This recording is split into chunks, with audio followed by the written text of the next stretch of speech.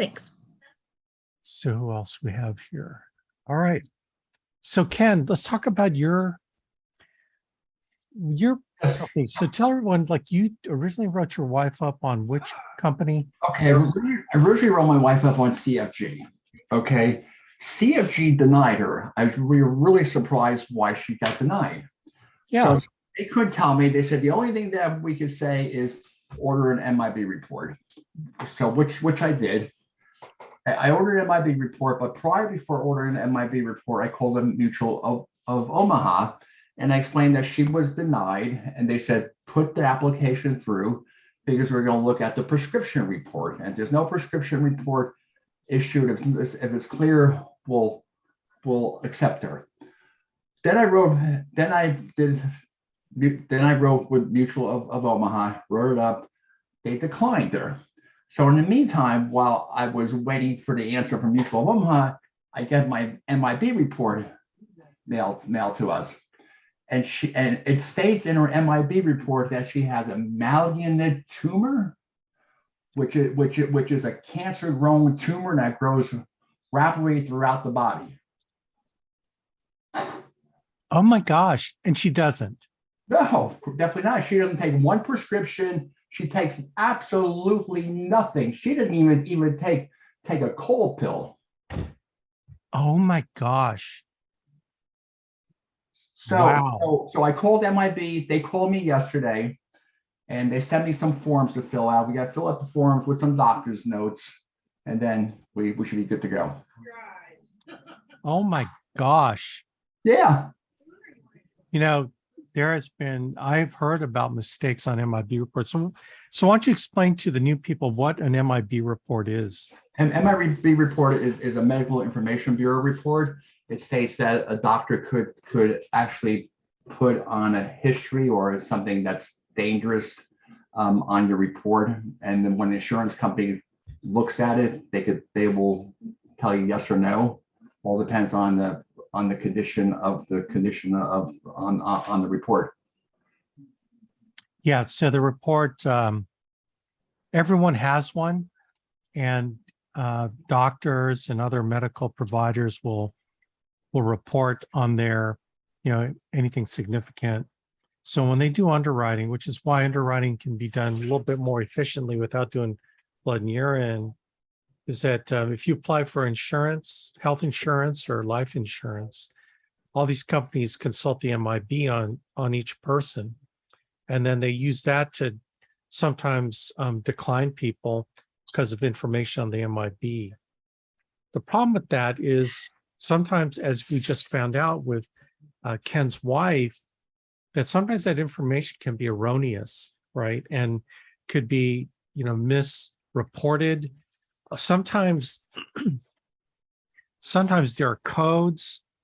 I think one of the reasons is that doctors or healthcare providers will provide a code, like a CPT code, usually, and that indicates conditions or whatever. And it could be a wrong code. Someone could have fat fingered a code that could have been something that was just, not a big deal to cancer. That is that's egregious. And so what some agents will do is they'll just kind of like take the decline and just assume the MIB was correct. And, in this case, this is Ken's wife, and they were bewildered as to why would she get declined. Well, so you're allowed one free MIB report every year. So you can actually write to the MIB, contact them. Hey, can you send me my report? And then, Ken, how long did it take you to get your report? Probably about 10 days. 10 days. Okay, that wasn't too long. Wow. 10 days. And when I spoke to them yesterday, when they called me yesterday, they couldn't tell me what doctor wrote it. Okay. They said that I need to go back to Mutual of Omaha and ask them. Wow. Okay. So you're going to get that overturned or taken out of her record? Yeah, 100%. Yeah. So they sent me a form. I got to fill out a dispute form, And then we have to send in some records. I said she only goes to the doctors for sinus infection and colds. That's it. Doesn't go for anything else. Doesn't take one prescription. Even if they looked on the prescription report, she has 0 prescriptions. Oh my gosh. That's ridiculous. Yeah, sure is. Well, so this is actually a really good lesson. So should any of you get a decline based on MIB report, the one thing that I would do is talk to the client. Hey, apparently there's something in your records. Is there anything you can think of? And sometimes it's clients will not disclose everything wrong with them, right? And that's really kind of the purpose of MIB, is to catch clients that are lying. The other reason is clients just totally forget about maybe something that happened. One of the popular ones is an emergency room visit where they might have had what they felt was like heart problems, and then the emergency room prescribes nitroglycerin, right, to put under the tongue if they should have another heart event. And it ends up not being a diagnosis per se of a heart attack. Could have been, indigestion, but all of a sudden they get on their prescription record, which is another database, right? The RX report, which they go back 5 years, where they report, on your report has all the medications you've ever been prescribed. The problem with that is, even though you've been prescribed, it doesn't necessarily mean that you took the medication or that you're supposed to take the medication. Like again, in the case of getting prescribed nitroglycerin for what could be indigestion or heartburn, you know what I mean? So that the insurance company doesn't have anything else to base a decision on because you were prescribed it. We get this all the time where clients say, well, I was prescribed that, but I never took it because I didn't think I needed it. Well, that's a problem too.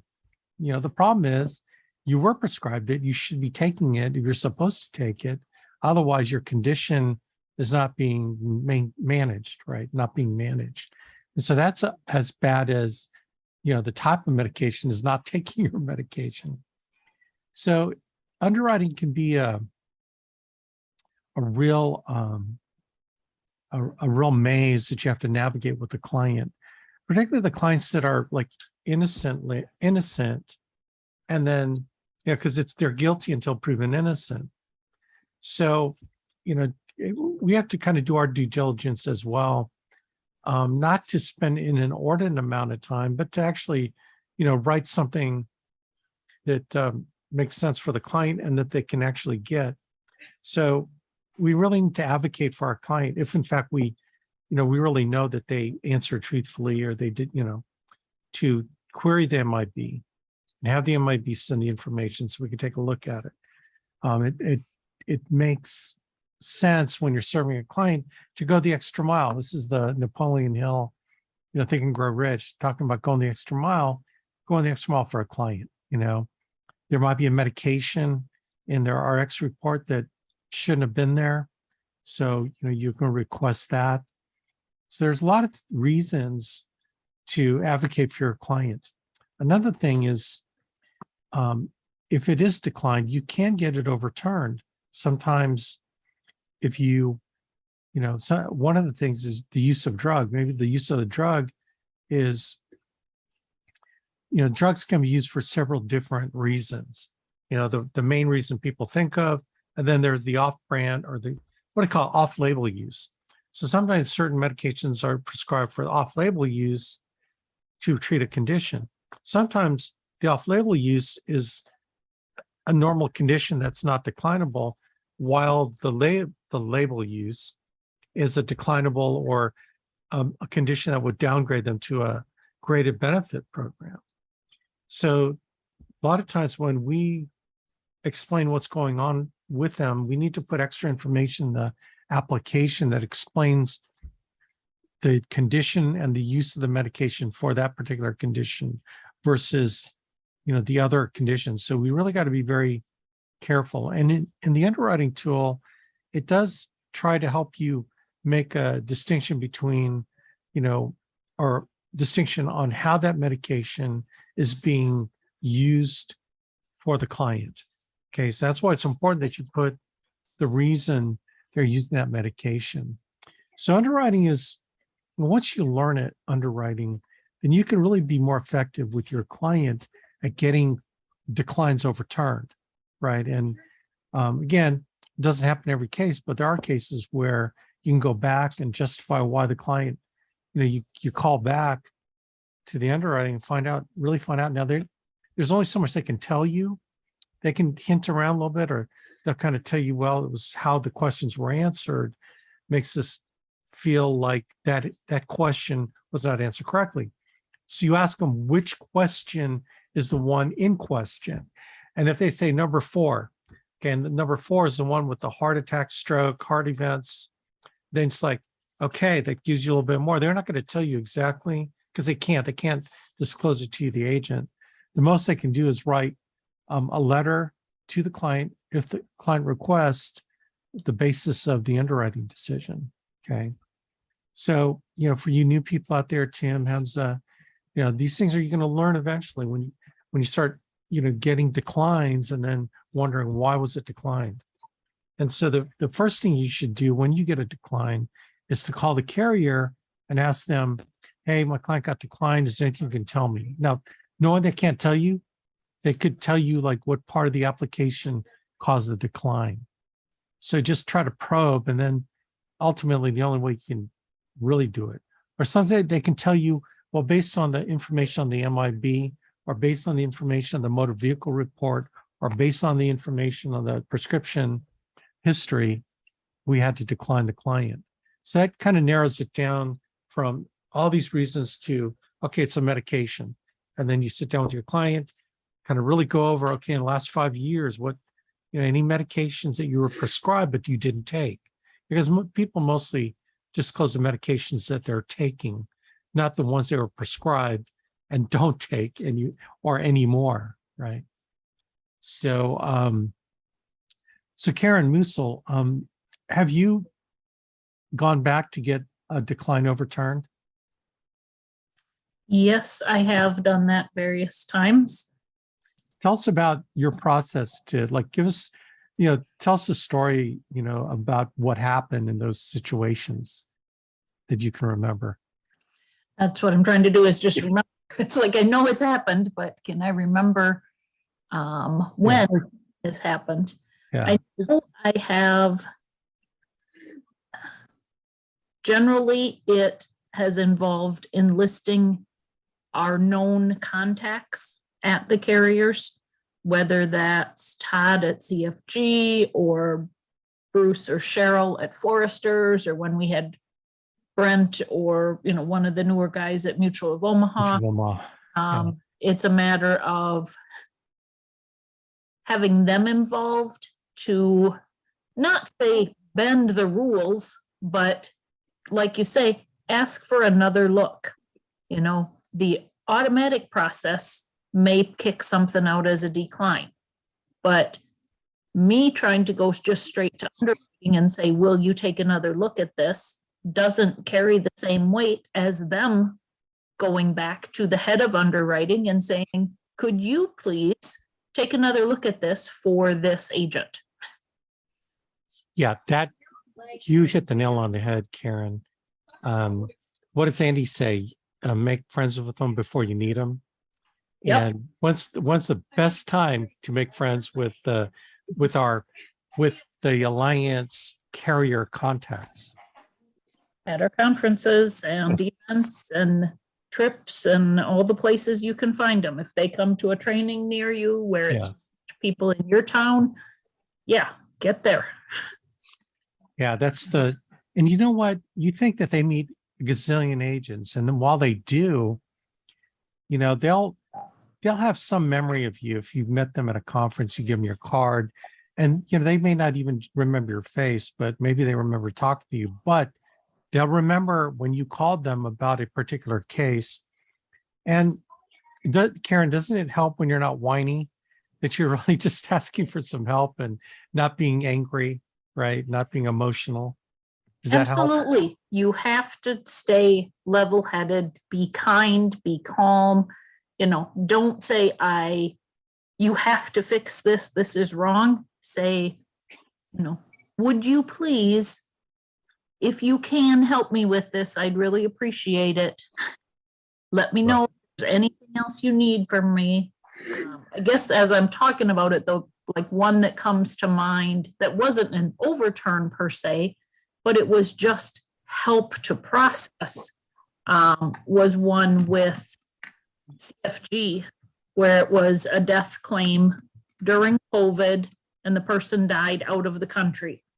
And Oh my gosh. trying to work through, and my client wanted to give up. And they have a lot of policies with me, and they're like, we're not happy about this, and our other policy's not going to pay out either. And I'm like, this one hasn't not paid out. They're asking for more information. Let's try to get them everything we can. Let me know what you can't. And that's where, I went back to the contacts and I always copied on what I'm sending in. And it took many, many months and lots of emails and lots of phone calls, but that client got that death benefit paid. And I said, I don't want you to give up on getting this until they tell us we have to give up. I said, I'm not giving up until then. So That's great. Well, I mean, you can hear it in Karen's voice how important it is to remain level-headed.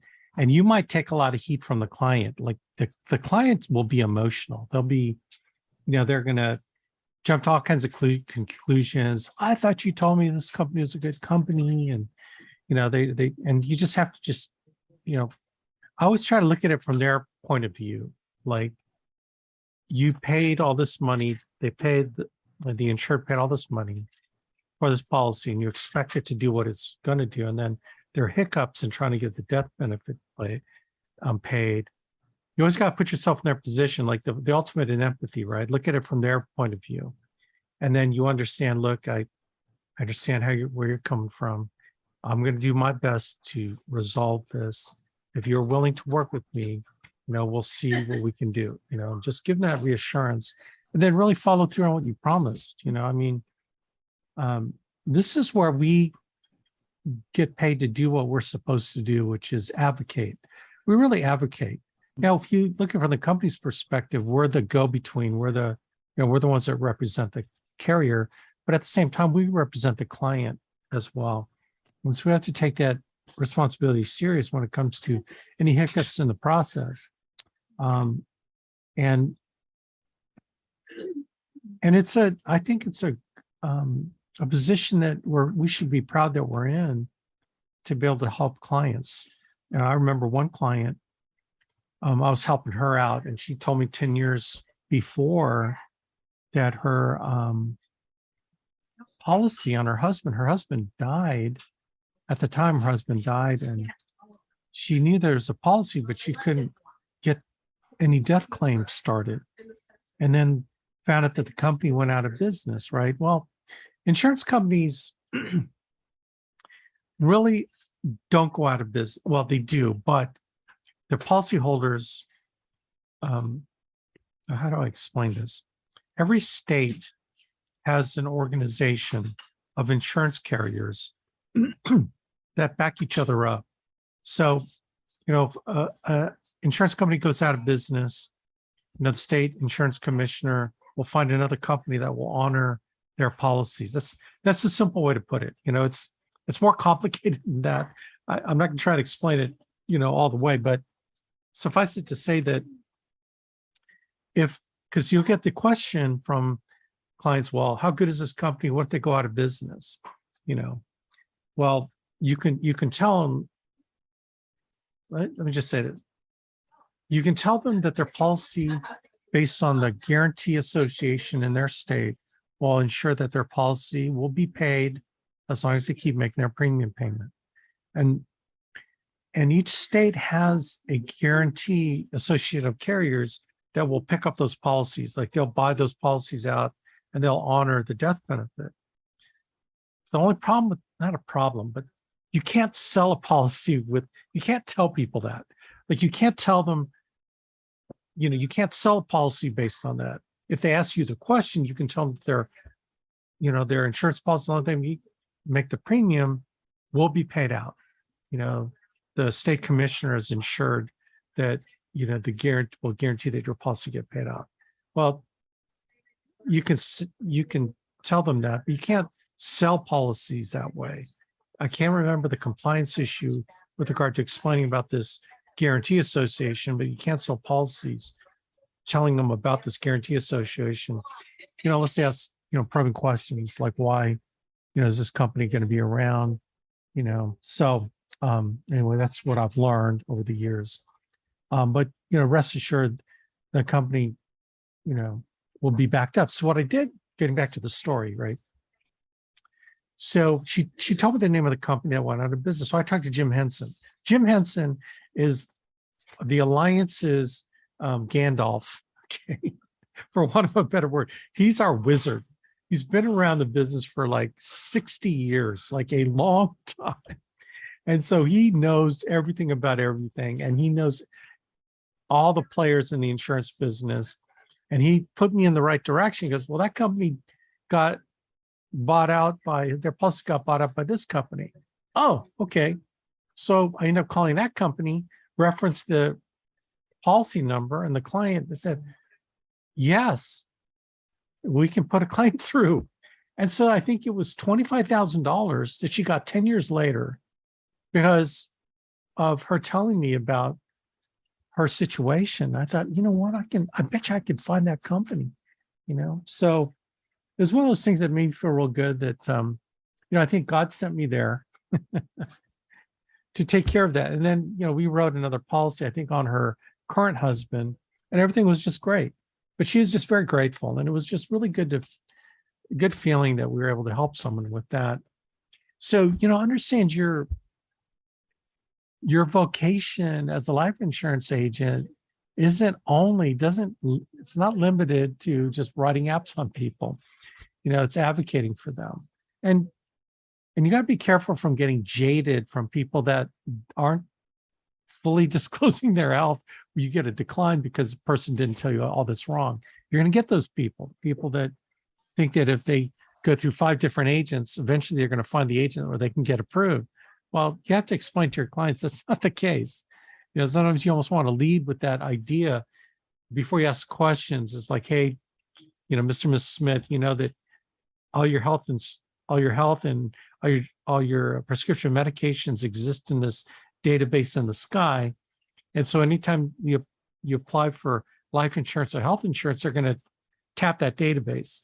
So when we fill out this application, it's important that you're as accurate as possible and that you remember everything that you can remember as far as medications you took, conditions you've had, because if you don't disclose it because you forgot, okay, then the insurance company is going to think you're trying to hide that condition, and they can just decline you because they didn't think you were forthcoming. So they're going to check the database, and if there's some inconsistencies there, they're going to, hopefully they'll ask a question that we can clear it up, but sometimes they'll just decline you. So we want to make sure we're as accurate as possible. So that's usually my preamble, to get a client to disclose everything that's wrong with them, right? So that's another thing about underwriting. And when you get real good at it, you'll understand what I'm talking about, especially when you run into declines. Anyone else on the call have anything to add on the underwriting side? Your tips or tricks or things that have worked for you? Alex, I got a question for you. Yeah. I'm going through a dispute right now with foresters.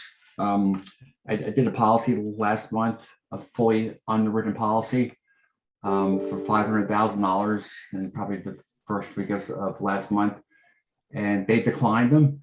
Okay.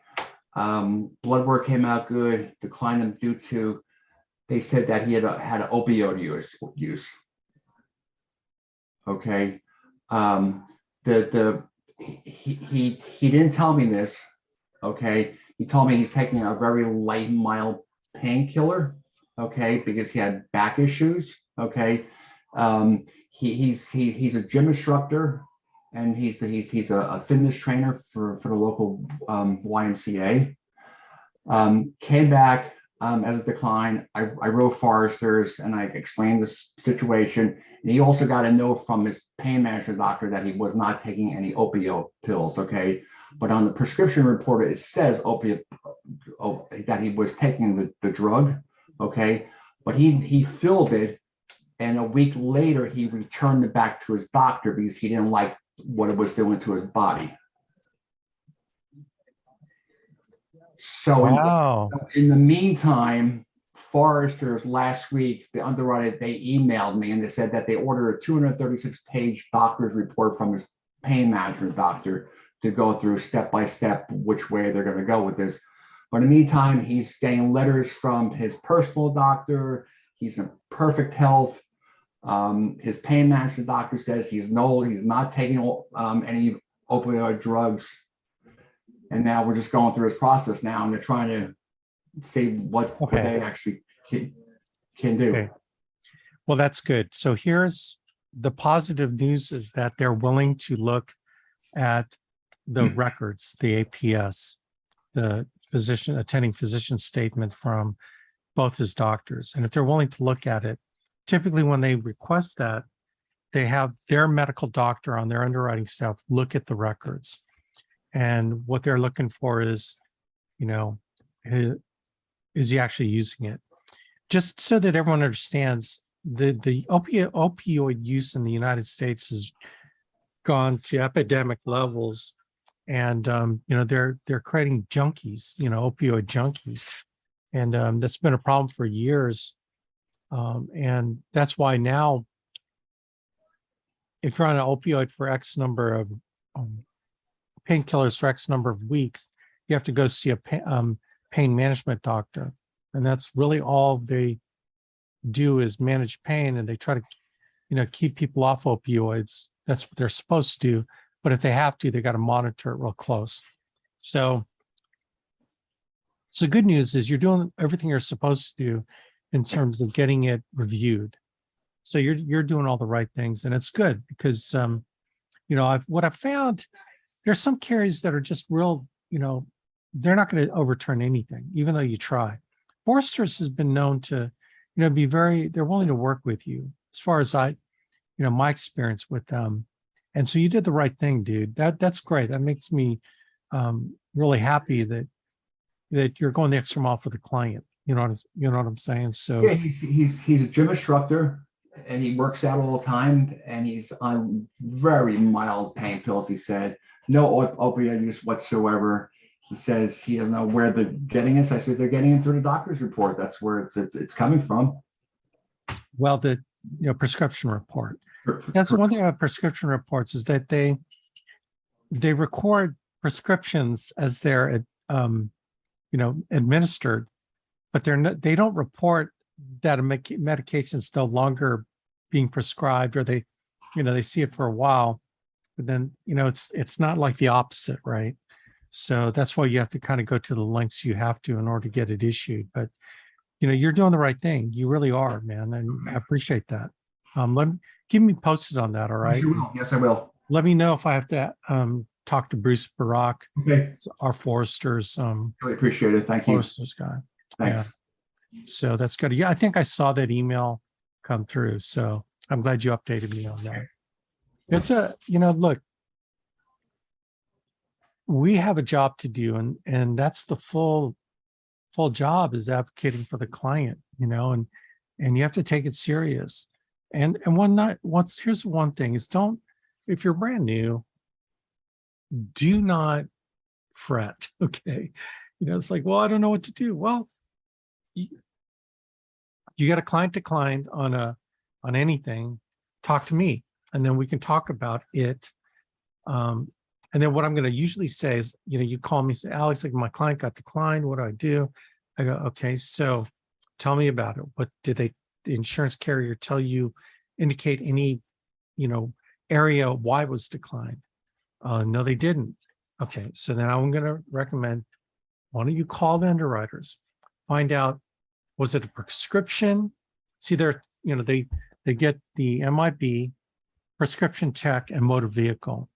So typically it's going to be one of those three, automated databases. And that will give you an indication of what the reason was. Again, they're not going to tell you the reason.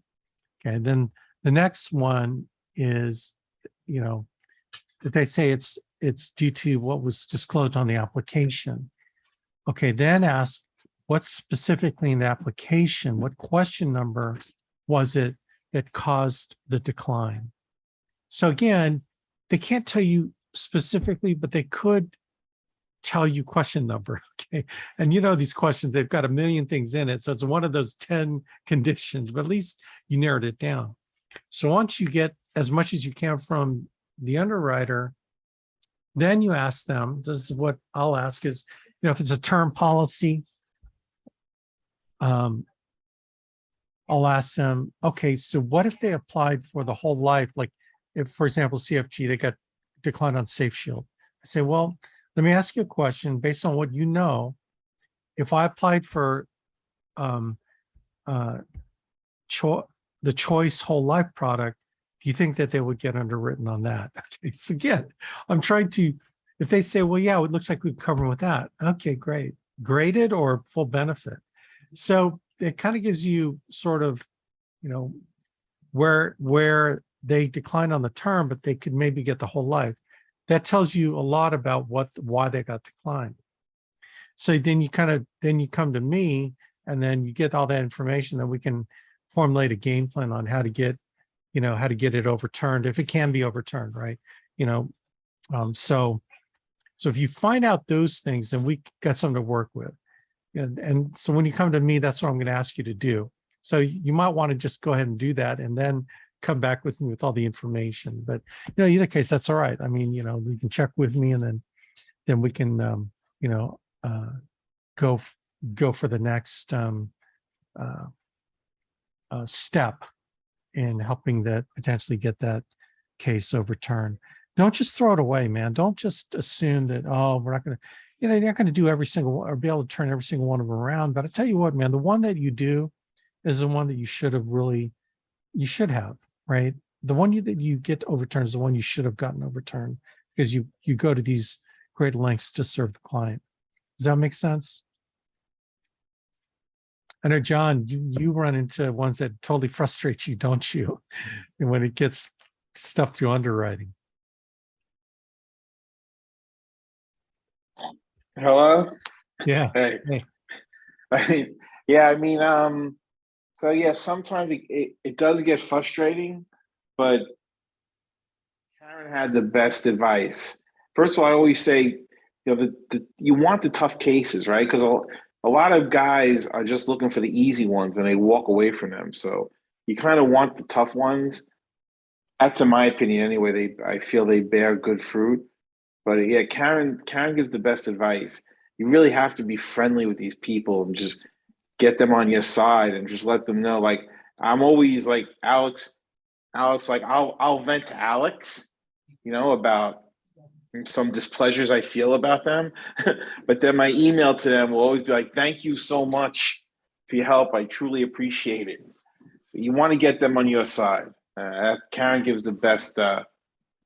Karen gave the best advice. You have to deal with underwriters.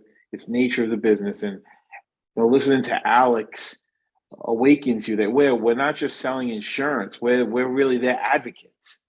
This is our job, and this is what they rely on us for. And this is why the blessings come to us from advocating for them. So yeah, that's very true.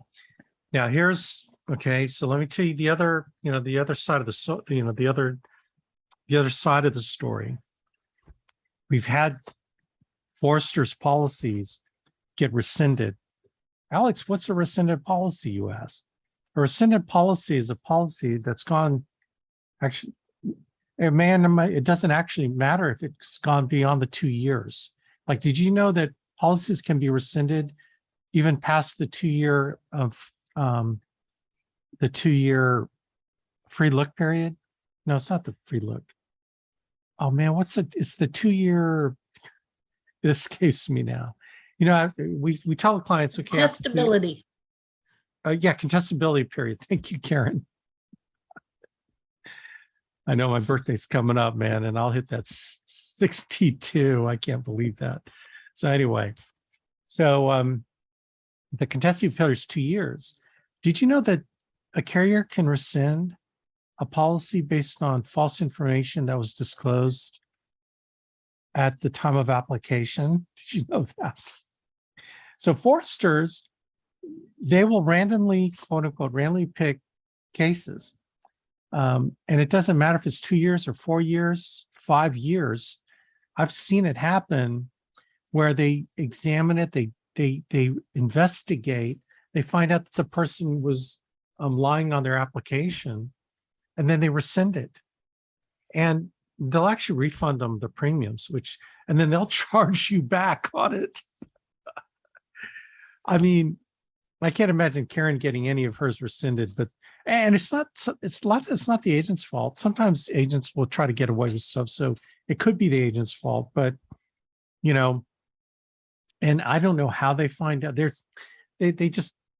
really examine the cases, and also it's a little bit of quality control, right? I mean, when they issued it, they weren't really looking at everything. I don't know, but that 2-year incontestability does not protect the policy from being written under false, actually under fraudulent circumstances. Does that make sense, gang? So that's why it's really got to stand on, it's got to stand on solid ground when you do your job. Now, again, the client may have, fibbed on their application and the carrier didn't catch it, and through no fault of your own, right? Through no fault of your own. But at the same time, when you ask the questions, you got to really ask the questions. Like, this is actually a great thing. I'm glad we're talking about underwriting. You have to ask the questions. In this day and age where everything's electronic, it's so easy to blow off. Like, I've heard agents, I've never done this, but I just goes, okay, tell me what's significantly wrong with you. Anything wrong with you? And the client will say, well, I'm dealing with high blood pressure. So they just go to the high blood pressure question and click yes. Anything else you can think of? No, well, I take cholesterol medication. Okay. They go to the cholesterol and say yes. And then medication question, these are the medications. They do it the opposite way, right? Just to be quick. You cannot do that. It's not right. You have to ask every question because your contract with each carrier says you're going to represent the carrier and everything ethically and properly. And so you got to ask the questions, okay? And so especially with older people, I'll ask the questions slower so they can understand what I'm saying. And sometimes, how these questions are worded where they're not sure whether they should say yes or no, right? The questions are so long that they don't know if I should say yes to it, or if I say yes to it, does that mean I don't have it? Or if I say yes to it, does that mean I do have it, right? They try to word the question where a no is a no and a yes is yes, but sometimes, are you citizen of the United States? Like you've answered no, no, no. They go, are you a citizen? No, it's like, no, you are, right? So you have to ask every question. And I know it takes a lot of time. I know if you're feeling like you're feeling rushed, like the client needs to get out of there, you cannot take shortcuts in this business, man, because in the end, the client could get hurt and then you could get hurt. Not that anything has ever really come back on anybody, but you can't just whitewash it. You can't just run through real quick. It doesn't serve you, doesn't serve the client.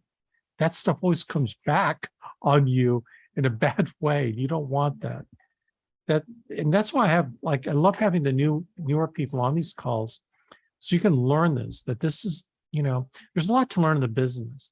But, after learning how to do rates and how to do rates on the quoting tool, how to do or how to do the electronic application, to me, the biggest learning curve is underwriting. And that's something that you just have to learn along the way as you get to real live human beings that you're trying to cover.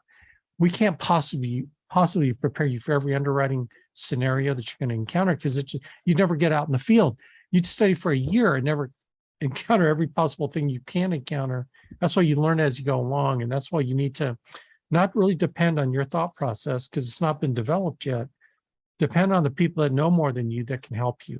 Okay. So I'd really just urge you, the folks that are new, Hamza, who else is on here? Tim Romero, Kathleen, most everyone's kind of like veterans. Just keep that in mind and know that, you've got people to back you up, and, don't fear the underwriting process. Just, use it to your advantage. When we used to do paper applications, to a lesser extent with electronics, you can't really write as much in an electronic application. But when I did paper apps, I would write a history on the client. I would explain everything. I would not try to, how sometimes you can ask a question, it's a yes or no. I try to elaborate on every yes question, the doctor's name, diagnosis, when it was it diagnosed, how long were they taking the medications, what did they do to treat it? I'd write a book. And that's why my placement rate was very high, because I really explained everything that the client was telling me. And that always served me well. Now, electronic applications, there are places where you can put remarks and stuff. So it's when you can put in your agent report any extra stuff, I put all my extra stuff in there. Like anything that could shed light on the client's health situation that you can. Don't just whitewash it. Don't just, pencil whip it. Like that means you're going to have to ask questions. You're going to have to ask, date of the diagnosis. What do they diagnose? What medications do they prescribe? Like really get the full picture.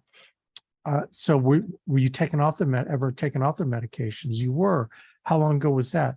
You may not to get the exact date, but I always tell a client, just ballpark it for me, like month and year.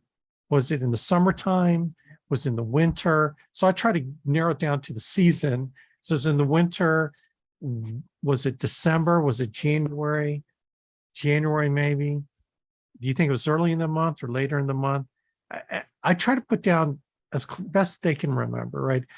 A lot of times these applications are, to what they recall. And all they can put down is what they recall. It might not be exact, but your job is to help them narrow it down by asking questions, okay? So you have to ask a lot of questions so you can fill out everything that's required so you can get them the policy and get it issued, the first time through, right? So that prevents you from having to go through this lengthy process of getting a policy overturned, okay? So anyway,